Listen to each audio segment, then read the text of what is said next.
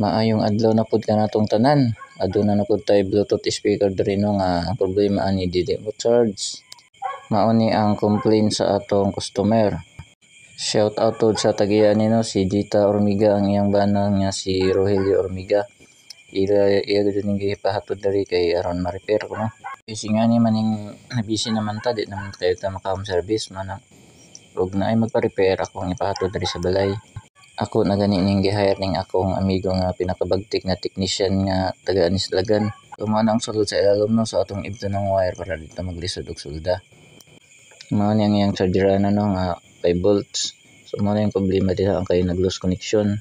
So atong sulbad ana ato nang i-direct kay maglisod naman ta na og balik.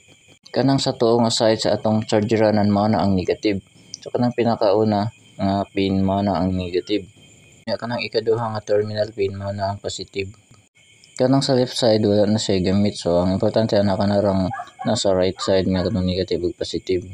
Para dili ta maglisod og sulda sa positive dinhira ka nato isulda kay ug imo nang subayon connection na sila nga linya. Ug ato ning putangan og soldering lead para pagsulda dili ta maglisod. Ug ato nang puton ang charger sa atong wire. Ug atong nakita nga daghan na siya wire sa sulod. So atong testeran ug hanapon nato ang iyang negative ug positive. Atong isaksak na direct sa atong mga charger. Pero importante pud nga aduna kay tester kay aron mahibaw-an nato ang asa ang negative ug positive.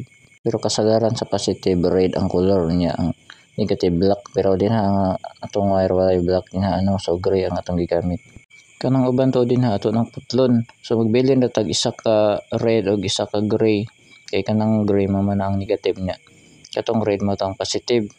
Moro na itong ipabilin.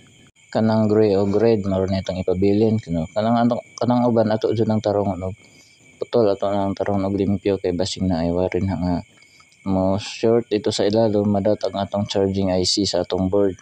Sa pagsulda po nato no sa positive nga wire kinahanglan nga dili na mo siya modikit sa uban nga linya. Kay basing na manahinungdan nga madat ang uban nga mga pisa. Ug isulda na po nato ang negative side. So kinahanglan po nato nga di po na siya madikit sa uban. Anya pag man magsulda ato jud nang i-double check kay basing aduna pa mga nagdikit dinha nga mga linya sa atong pagsulda. Anya so pag okay na ato nang i-testing. Isaksak yan aron atong may bawan. Ningsiga na. So please don't forget to follow, like and share para sa uban pa nato nga mga video. Bye bye.